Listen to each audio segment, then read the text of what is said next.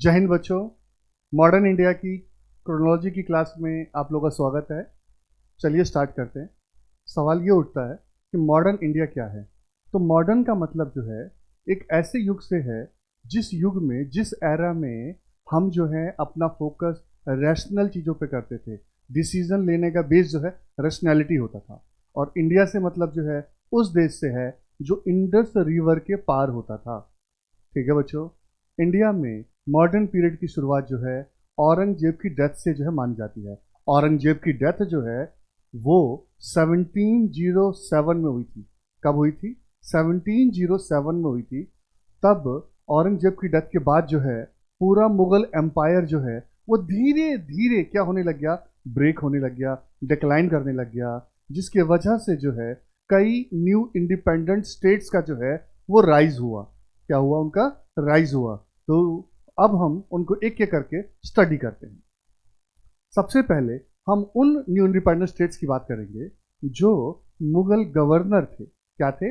Mughal governor थे। और जब औरंगजेब की डेथ हुई तो उन्होंने मुगल एम्पायर को कमजोर पाकर जो है धीरे धीरे अपनी इंडिपेंडेंस को डिक्लेयर कर दिया। इसमें सबसे पहला नाम आता है बंगाल का। किसका नाम आता है? बंगाल का। और इसके फाउंडर कौन थे? मुर्शिद कुली खान। कौन थे? मुर्शिद कुली खान। और इन्होंने अपने नाम से जो है एक शहर की स्थापना की जिसका नाम था मुर्शिदाबाद। फिर हम बात करते हैं हैदराबाद की। किसकी बात करते हैं? हैदराबाद की बात करते हैं। और हैदराबाद के जो फाउंडर थे वो थे निज़ाम उल मुल्क। और निज़ाम उल मुल्क जिनका रियल नेम जो है वो चिनकलिच खान था। ठीक है। अब हम बात करते हैं अवध की। किसकी बात करते हैं? अवध की। और अवध के जो फाउंडर जो थे वो थे बुरहान उल मुल्क। कौन थे? बुरहान उल मुल्क इसके जो है फाउंडर थे। ठीक है।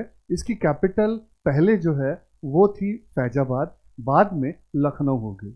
लास्ट में हम बात करते हैं कर्नाटक की। और कर्नाटक के जो फाउंडर जो थे वो थे सदातुल्ला खान।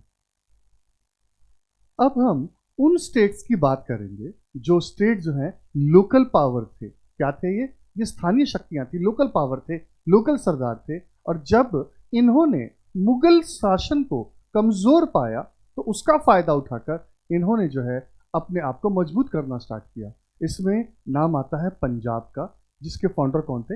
महाराजा रंजीत सिंह। और इनके बारे में कहा जाता है कि एशिया में, पूरे एशिया में इनकी आर्मी जो है वो सेकंड मोस्ट पावरफुल आर्मी थी।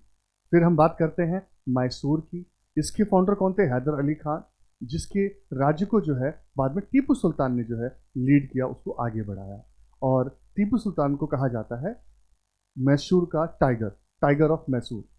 फिर हम बात करते हैं भरतपुर की। किसकी बात करते हैं? भरतपुर की बात करते हैं। और भरतपुर जो है जाट राज्य था। क्या था ये? जाट राज्य था। इसकी स्थापना किसने की थी? चूड़ामन ने। और इस जाट राज्य के जो महान शासक थे वो थे सूरजमल। कौन थे? महाराजा सूरजमल। फिर हम बात करते हैं आमेर की। ठीक है।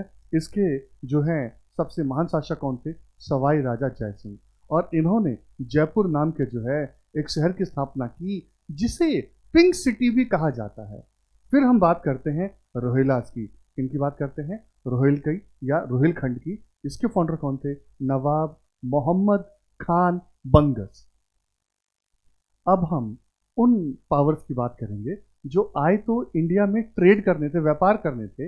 लेकिन उन्होंने जो है जब यहाँ के शासन को कमजोर देखा तो वो ट्रेडिंग कंपनी से जो है यहाँ पर जो है एक पॉलिटिकल पावर में कन्वर्ट हो जाते हैं। इसमें नाम सबसे पहले आता है पोर्तुगीज का। आपको याद होगा जो सबसे पहले पुर्तगाली जो आए थे उनका नाम था वास्को डिगामा। क्या नाम था उनका? वास्को डिगामा नाम था। और इन्होंने, पुर्तगालियों ने जो है गोवा को जो है अपनी पावर का सेंटर बनाया।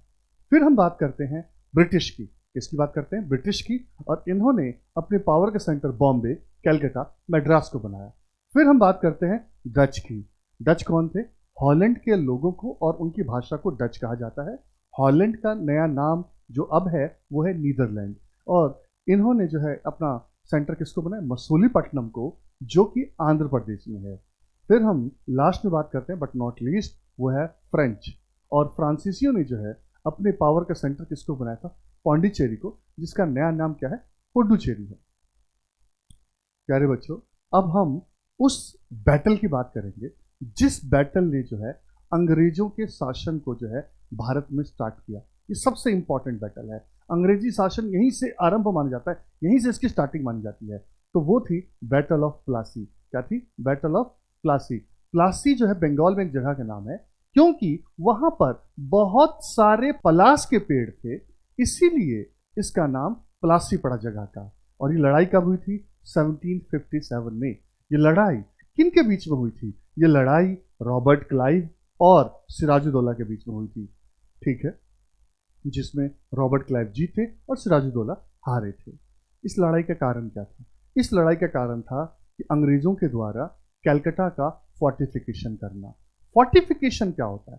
फोर्टिफिकेशन का मतलब होता है कि किसी स्ट्रक्चर को चारों ओर से ऊंची ऊंची मोटी मोटी दीवारों से जो है घेरना और वहां पर तोप बंदूकें रखना, वहां पर आर्मी रखना। अब सवाल ये है कि ब्रिटिश जो है वो अपने एरिया को फोर्टिफाई क्यों कर रहे थे, किलेबंदी क्यों कर रहे थे? क्योंकि उन्हें फ्रांसीसी कंपनी से खतरा था, क्योंकि फ्रेंच और ब्रिटिश यूरोप में ही जो है एक दूसरे के कॉम्पिटिटर थे और वो कंपटीशन जो है इनका इंडिया में जारी था। तो क्योंकि दोनों को एक दूसरे से थ्रेट था, तो इसीलिए ये अपनी अपनी फैक्ट्रीज को जो है, अपने अपने एरियाज को जो है क्या कर रहे थे? फोर्टिफाई कर रहे थे। लेकिन सिराजुद्दौला को ये बात अच्छी नहीं लगी। उन्होंने कहा कि अगर आपको कोई थ्रेट है तो आप मुझे बताओ, आपके थ्रेट को जो है मैं दूर करूंगा, उसका निदान मैं करूंगा। लेकिन ब्रिटिश खुद करना चाहते थे। सिराजुद्दौला के मना करने के बावजूद वो नहीं माने, जिसकी वजह से जो है उन्होंने जो है क्या किया? सिराजुद्दौला ने उनके ऊपर अटैक कर दिया और वो लड़ाई बैटल ऑफ प्लासी के नाम से जानी गई। लेकिन इस लड़ाई में सिराजुद्दौला की हार हुई और ब्रिटिश की जीत हुई। और इस जीत ने जो है अंग्रेजों का जो है भारत में जो है शासन जो है उनका स्टार्ट कर दिया। ईस्ट इंडिया कंपनी का शासन यहीं से शुरू होता है। कहाँ से शुरू होता है? बैटल ऑफ प्लासी से स्टार्ट होता है। इसके साथ ही साथ उन्होंने जो है क्या किया? ड्रेन ऑफ वेल्थ की जो है उसकी भी शुरुआत हुई, क्योंकि अंग्रेज जो हैं यहाँ पर पैसा बनाने के लिए आए थे। जब उन्होंने बैटल ऑफ प्लासी को जीता तो उन्होंने बंगाल को लूटना स्टार्ट किया। तो बंगाल के लूटने की पॉलिसी को ड्रेन ऑफ वेल्थ कहा जाता है। ड्रेन का मतलब होता है नाला। नाला क्या करता है? एक जगह से सारे गंदगी या सामान को उठाता है, दूसरी जगह डंप कर देता है। ऐसे ही ब्रिटिश लोगों की पॉलिसी थी कि उनकी पॉलिसी क्या थी कि वो इंडिया से जो है क्या करते थे? सामान लेते थे या धन लेते थे और उसको जो है इंग्लैंड जाके डंप करते थे, ठीक है। तो उनकी जो है इस पॉलिसी को ड्रेन ऑफ वेल्थ कहा गया। वैसे ड्रेन ऑफ वेल्थ की पॉलिसी को देने वाले जो विचारक थे उनका नाम था दादा भाई नौरोजी। उन्होंने इस कॉन्सेप्ट को कहा दिया। उन्होंने अपनी पुस्तक the poverty and un British rule in India में जो है अपने इस कॉन्सेप्ट को उन्होंने बड़े अच्छे से समझाया। बच्चों, इस लड़ाई में जो है मीर जाफर, कौन?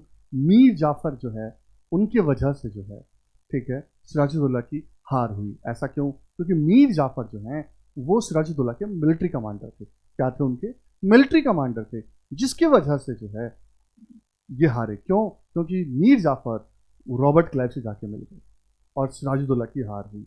जब किसी राजा का जो है, किसी नवाब का जो है, अगर मिलिट्री कमांडर किसी दुश्मन से मिल जाएगा तो उसकी हार निश्चित है। इसीलिए मीर जाफर को जो है इंडिया का टॉप ट्रेटर कहा जाता है। अगर मैं मिडिवल पीरियड की बात करूं तो आते हैं कौन? राजा जयचंद। कहाँ के शासक थे? कन्नौज। कहाँ है कन्नौज? यूपी में है, ठीक है। इन्होंने किसका साथ दिया? मोहम्मद गौरी का साथ दिया। किसके खिलाफ साथ दिया? पृथ्वीराज चौहान के खिलाफ साथ दिया। पृथ्वीराज चौहान मोहम्मद गौरी से लड़े और हार गए। उसके बाद जो है मोहम्मद गौरी ने जयचंद को भी हरा दिया और जिसकी वजह से भारत में इस्लामिक शासन की स्थापना हुई। अब हम बात करें एंशिएंट पीरियड की, प्राचीन भारत की। इसमें नाम आता है राजकुमार आम्भी का। आम्भी कहाँ के राजकुमार थे? गांधार के राजकुमार थे। और उन्होंने जो है अलेक्जेंडर, सिकंदर का जो है साथ दिया पोरस के खिलाफ, जिसकी वजह से पोरस की हार हुई, सिकंदर जीते। तो प्यारे बच्चों, ये तीन काल के जो है ट्रेटर हैं। अगर दुश्मन का जो साथ जो है हमारे अपने लोग ना दे तो शायद इन दुश्मनों की जीत नहीं होती और इतिहास कुछ और होता। अब हम बात करते हैं उस लड़ाई की जिसने अंग्रेजों के शासन को जो है भारत में पक्का करने का काम किया। वैसे तो बहुत सारे हैं, लेकिन जो सबसे पहले की बात करें तो वो है बैटल ऑफ बक्सर। बक्सर बिहार में जगह का नाम है। यहाँ पर जो जीते वो थे अंग्रेज और उनकी तरफ से लीड कर रहे थे मेजर हेक्टर मुनरो।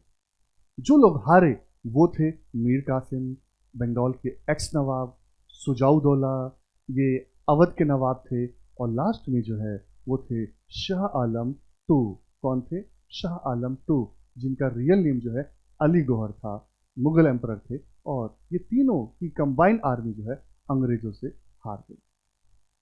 अब एक सवाल उठता है कि बैटल ऑफ बक्सर के होने का कारण क्या था?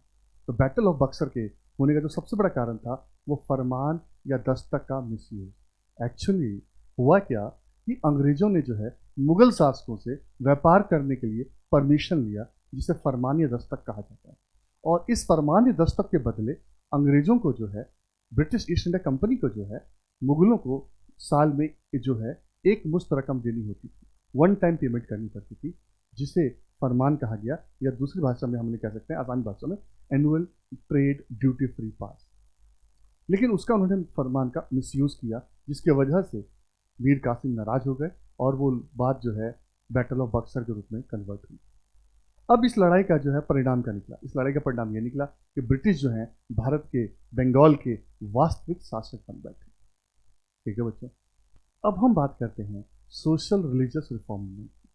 प्यारे बच्चों, सोशल रिलीजियस रिफॉर्म मूवमेंट की बात करें तो इसमें सबसे पहला नाम आता है ब्रह्मो समाज का। इसका नाम आता है ब्रह्मो समाज का।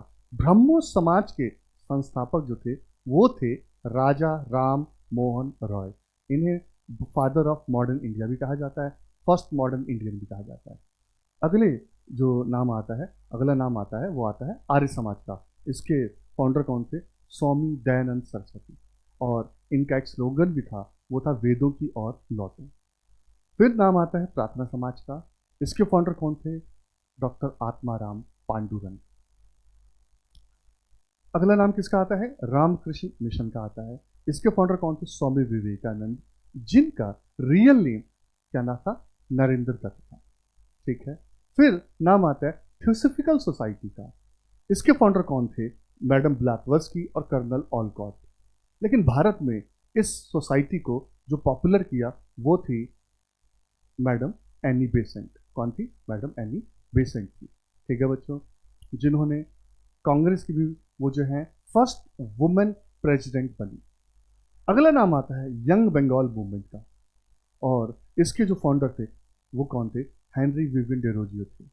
और हेनरी विवियन डेरोजियो को जो है फर्स्ट नेशनलिस्ट पोएट भी कहा जाता है। अब हम बात करेंगे मुस्लिमों में जो सोशल रिलीजियस रिफॉर्म मूवमेंट हुआ। इसमें पहला नाम आता है अलीगढ़ मूवमेंट का, जिसके फाउंडर कौन थे? सर सैयद अहमद खान थे। वही सर सैयद अहमद खान जिन्होंने अलीगढ़ में मुस्लिमों के लिए यूनिवर्सिटी की स्थापना की, जिसका नाम था अलीगढ़ मुस्लिम यूनिवर्सिटी। फिर नाम आता है देवबंद मूवमेंट का। इसके फाउंडर कौन थे? मौलाना हुसैन अहमद। फिर हम बात करते हैं अहमदिया मूवमेंट की। इसके फाउंडर कौन थे? मिर्जा गुलाम अहमद। ठीक है बच्चों, अब हम उस टॉपिक की बात करेंगे जहां से लोगों को लगता है कि भारत का स्वतंत्रता संग्राम, इंडिया का जो फ्रीडम स्ट्रगल जो है वो रियल मायने में शुरू होता है। इनफैक्ट विनायक दामोदर सावरकर ने रिवोल्ट ऑफ 1857 को भारत का जो है फर्स्ट फ्रीडम स्ट्रगल कहा, फर्स्ट वॉर ऑफ इंडिपेंडेंस कहा। तो इसके लीडर कौन थे? इसके लीडर जो थे वो थे बहादुर शाह सेकंड या बहादुर शाह जफर। एक्चुअली जफर इनका पेन नेम था। पेन नेम का मतलब क्या था? ये इनका तखल्लुस था, जिसके नाम से शेर व शायरी करते थे। ठीक है। फिर हम बात करते हैं रियल लीडर। रियल लीडर कौन थे? वो थे बख्त खान। एक्चुअली बहादुर शाह जफर काफी बूढ़े हो चुके थे, तो वो इस रिवोल्ट को जो है सही मायने में लीड नहीं कर सकते थे, तो इसलिए उनके बदले जो है किसने इसको लीड किया? बख्त खान ने किया। बहादुर शाह जफर ने अपना पेशवा, अपना प्राइम मिनिस्टर जो है वो किसको अपॉइंट किया? धोंडू पंत को, जिन्हें नाना साहिब भी कहा जाता है। इस रिवोल्ट ऑफ 1857 के स्टार्ट होने का जो इमीडिएट कॉज था वो था एनफील्ड राइफल का जो है इंट्रोडक्शन। एक्चुअली एनफील्ड राइफल में कार्ट्रिज डालनी होती थी, गोली डालनी होती थी, जो कि पिग और काउ के फैट से बना होता था, गाय और सुअर के जो है चर्बी से बना होता था। और इस तरह की चर्बी का यूज करना हिंदू और मुस्लिम सैनिकों की धार्मिक भावनाओं को, उनके रिलीजियस सेंटिमेंट को जो है नुकसान पहुंचाना था, वो उससे हर्ट होते थे, इसलिए उन्होंने इस कारतूस का, इस कार्ट्रिज का जो है यूज़ करने से मना कर दिया।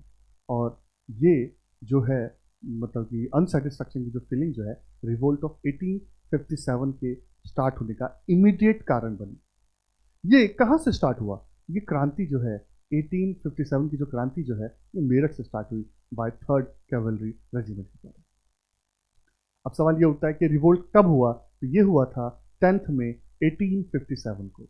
उस समय गवर्नर जनरल कौन थे? उस समय गवर्नर जनरल जो थे वो थे लॉर्ड कैनिंग।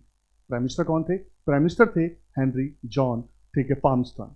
ये नाम बहुत इंपॉर्टेंट है, हेनरी जॉन पाल्मस्टोन, ठीक है। आगे बढ़े, पाल्मरस्टोन। और फिर हम बात करते हैं ब्रिटिश मोनार्क का। उस टाइम शासिका कौन थी? वो थी queen Alexandria Victoria. Queen Victoria जो है उस टाइम जो है ब्रिटेन की शासिका थी। अब हम बात करेंगे इंडियन नेशनल कांग्रेस के फाउंडेशन का, किसके?